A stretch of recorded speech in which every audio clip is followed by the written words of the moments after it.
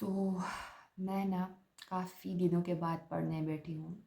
दिन नहीं, हफ़्ते, ऑलमोस्ट 1.5 मंथ के बाद पढ़ने बैठी हूँ। एंड मैंने कल मॉक लगाई थी, पर उसके मैंने एनालिसिस नहीं किया था, तो मैं उम, आज मैंने एनालिसिस की and my score was not good. 49.25 45 I think, या मैं दशहरा दिवाली के चक्कर में ना मैं पढ़ना भूल गई हूँ और मैं अपने ट्रैक में नहीं हूँ अभी।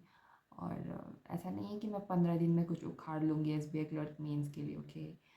बट आई होप कि मैं कुछ कर, मतलब अच्छे से खुद को प्रिपेयर कर पाऊँ। 16 तारीख से पहले थोड़ी बहुत अच्छी करके मतलब प्रिपेयर कर लूँ और एग्ज़ाम दे के आऊँ। होपफुली मैं प्रीलिम्स क्वालिफाई कर जाऊँ।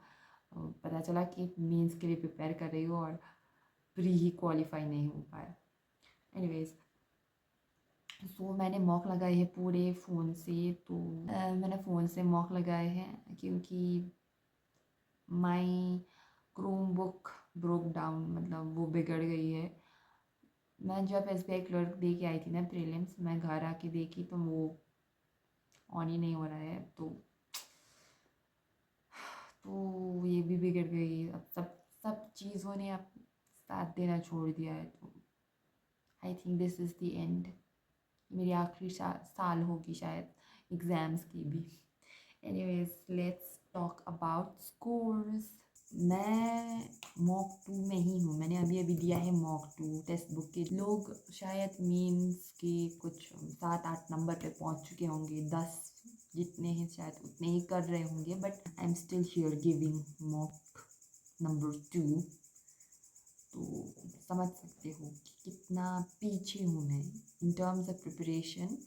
बहुत ही ज़्यादा पीछे हूँ मैं। एंड यू माई स्कोर जो कि अच्छे नहीं है, बिल्कुल भी अच्छे नहीं है। मतलब 49.45, 50 भी नहीं है, विच इज़ वेरी बैड। तो मैं बता दूं कि मैंने पूरे मतलब जीए के सेक्शन जो थे मैंने पूरे ही स्किप कर दिए थे, क्योंकि मुझे ना करंट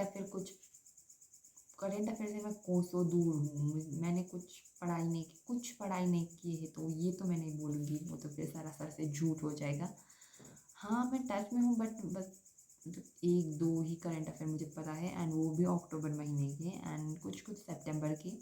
उसके पहले अगस्त को तो मुझे कुछ भी नहीं पता है, एंड इसीलिए मैंने वो पूरा सेक्शन ही स्किप कर दिया। एंड इंग्लिश में आई attempted 30 questions, out of which 3 wrong थे और I got 26.2।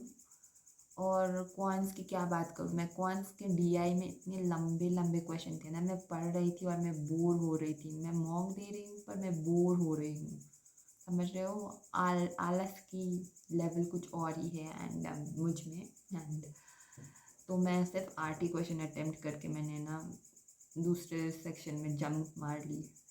Yes, I think so. तो मैंने 8 क्वेश्चन किए जिसमें से 3 रॉन्ग हुए एंड 4.2 ही आए हैं मेरे score, which is very very bad. And वो तो मतलब जी, ये तो एटलीस्ट कुछ पता नहीं था एंड अटेम्प्ट नहीं किया। क्वांट में क्या हो रहा है। फिर रीजनिंग आते आते मैं इतना ज़्यादा बोर हो गई ना, मतलब मुझे आदत डाल लेनी चाहिए, मतलब कंटिन्यूस बैठ के मॉक देने की, बट हो नहीं रही है मुझसे। तो आई अटेम्प्टेड आई थिंक 26 क्वेश्चंस, जिसमें से 6 रॉन्ग हुए और 6 के 6 ही क्रिटिकल रीजनिंग से थे। एंड आई स्कोर 19.2, तो ओवरऑल 49.45। और परसेंटाइल आप लोग यहाँ पे देख सकते हो, which is not not good. मतलब लोग 100 ला रहे हैं, 80 ला रहे हैं, और मैं यहाँ पे 49 ला के बैठी हूँ, और क्या ही होगा भाई। एनीवेज, तो एनालिसिस करते वक्त मुझे ये पता चला कि I need to focus on critical reasoning. और मुझे पता नहीं कि क्रिटिकल रीजनिंग में मैं मतलब how to improve critical reasoning. मैं जब भी आंसर्स मार्क करती हूँ ना, तब प्योर इमोशन में मैं मार्क करती हूँ क्रिटिकल रीजनिंग, इसीलिए रॉन्ग हो जाता है। एंड इंग्लिश में I think I need to focus more on vocabulary, because मैंने सारे vocabs and idioms and phrasal verbs के क्वेश्चन स्किप किए हैं। एंड क्वांट तो I need to focus on a lot of thing, मतलब number series से लेके data interpretation, everything. That's it for today.